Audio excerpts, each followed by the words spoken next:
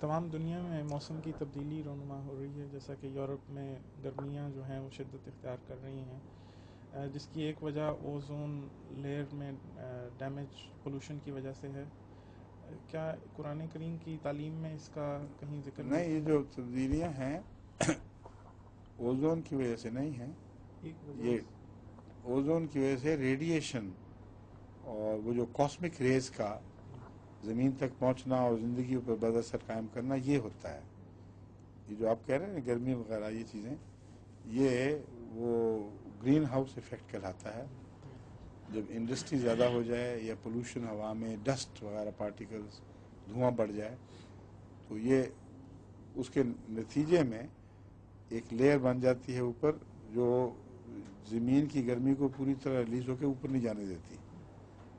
اور اس کے نتیجے میں پھر ایک لمبا عرصہ ہے جس میں پھر برفیں پگھلنا شروع ہوتی ہیں، پھر سمندر کے لیول اونچے ہونے شروع ہو جاتے ہیں، پھر اس کے نتیجے میں بعض تباہیاں آتی ہیں۔ تو یہ ایک لمبا سلسلہ ہے، ہر نسل کے لیے ممکن نہیں کہ اس کا ایک کنارہ پھر دیکھے اور دوسرا بھی دیکھ لے۔ ہم اس وقت درمیانی دور سے گزر رہے ہیں، لیکن یہ خطرہ یقیناً ہے کہ اگر 1 ڈگری بھی ورلڈ ٹیمپریچر اونچا ہو جائے 1 ڈگری، تو اکثر جزائر جو ساؤتھ پیسیفک کے ہیں ڈوب جائیں گے اور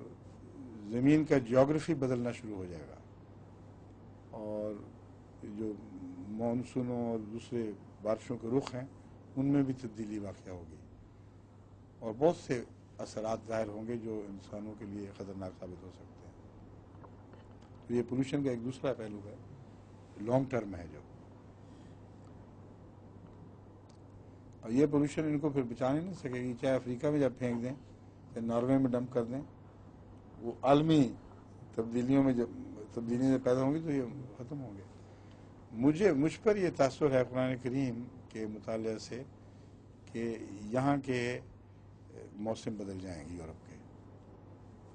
اور خشکی آ جائے گی، اور اس کے نتیجے میں ان کی جو سوائل ہے وہ صرف سرفیس پہ فرٹائل ہے، اور ان کے اکثر جو فولیج ہے وہ ایڈوینٹیشس روٹس والی ہے، ڈیپ روٹ والی روٹ نہیں ہے۔ تو یہاں اگر 2-3 سال بھی ڈراؤٹ کے آ جائیں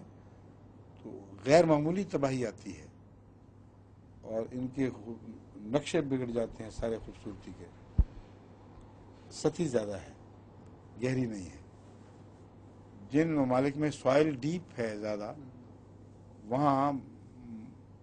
چند سال کے ڈراؤٹ سے نقشے نہیں بدلتے، ایک بارش آ جائے پھر وہ اسی طرح ٹھیک ٹھاک ہو جاتے ہیں۔ تو خطرہ یہ ہے کہ ان علاقوں میں جو مغربی علاقے خصوصیت سے عیسائی علاقے ہیں، ان میں وہ سطح ارض خشک ہو کے ویران ہو جائے گی، اور وہ اس پولوشن کے نتیجے میں بھی ہو سکتا ہے۔ پولوشن کے نتیجے میں جو تبدیلیاں آ رہی ہیں ان سے بھی یہی چیز رونما ہو سکتی ہے۔